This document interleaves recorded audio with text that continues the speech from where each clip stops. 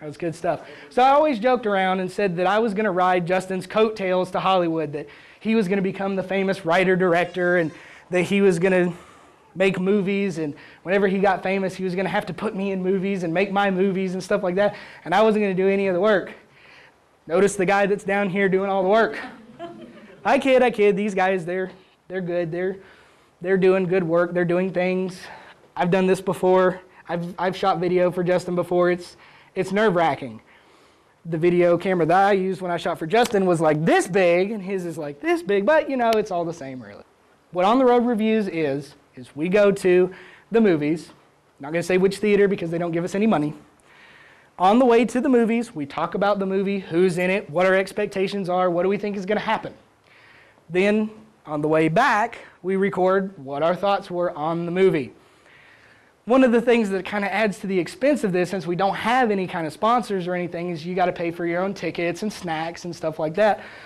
So I've kind of been boycotting the snacks because they're just so expensive at the movie theater. I can't believe it, but I have not yet resorted to really sneaking stuff into the movies yet, but I got a friend who is a movie theater ninja. He'll come in wearing a t-shirt and shorts with 2 pockets, sit down and be like, "You want something?"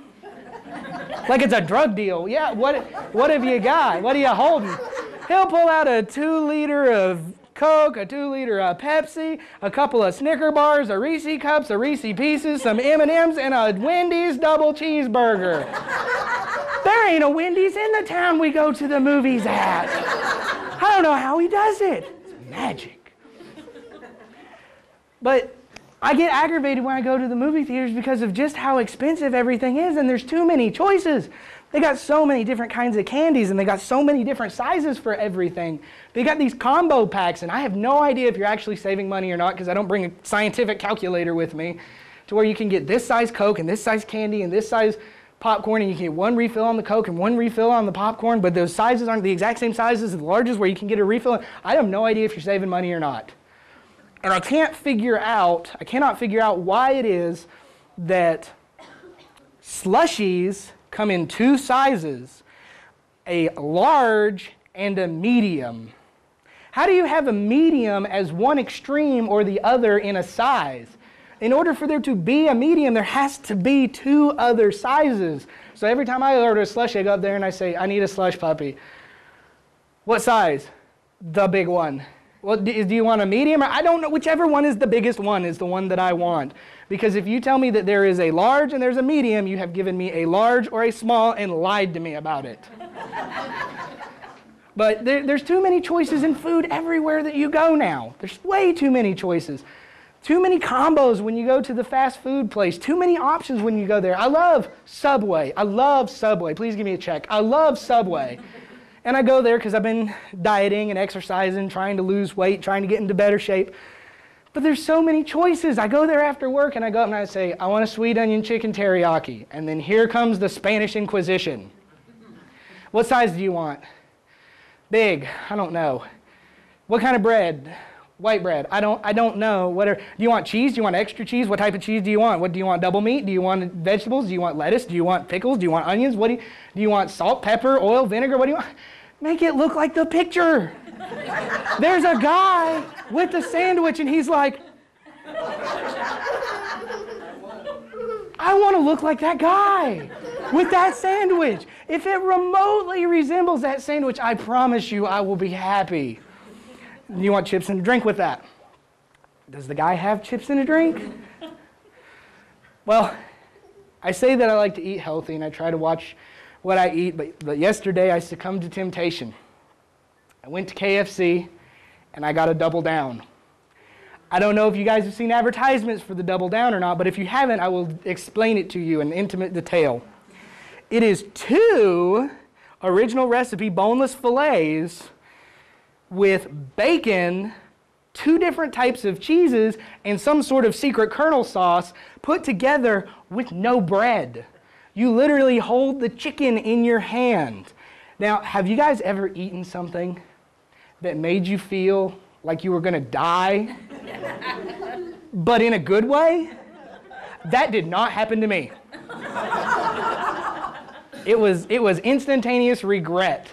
I could actually feel the cholesterol building up with every bite, and I could not stop because it's got bacon on it. Because I love bacon. And bacon makes everything better. You could make an ice cream sundae and put bacon on it. And for those of you that are here that cook, wives that cook for your husbands, husbands that cook for your wives, it is the future. If you work at fast food or if you just cook for yourself on your own, please invent new ways to put bacon into things that don't currently have bacon. That's not a joke. That's a public service announcement. Please put bacon in stuff. I went over to my buddy Mike's house one time. He was cooking dinner and I was like, what is that? What have you got? He says, it's a bacon quesadilla.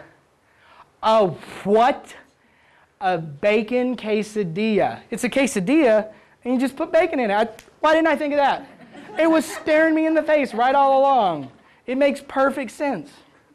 But because I've been eating so much bacon, I have been trying to exercise, hit the gym a couple times a week, and I have the greatest workout buddy ever. She's perfect. She's great and wonderful. And the reason is she's this tall. She doesn't weigh 115 pounds soaking wet. And I respect tiny women. By respect, I mean in the biblical synonym for fear. Because tiny women, especially the littler they are, the fiercer they are kind of like chihuahuas. They're cute, they're fluffy, you can pet them and play nice, but if you ever scorn one, they go straight for the jugular every time.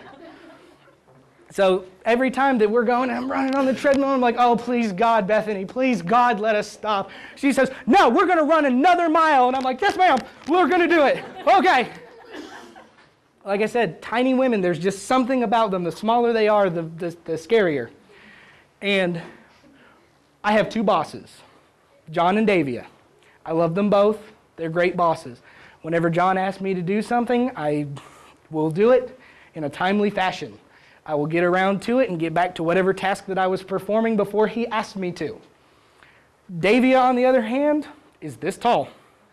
So when Davia asks me to do something, I immediately stop whatever I'm doing and do what exactly she wants.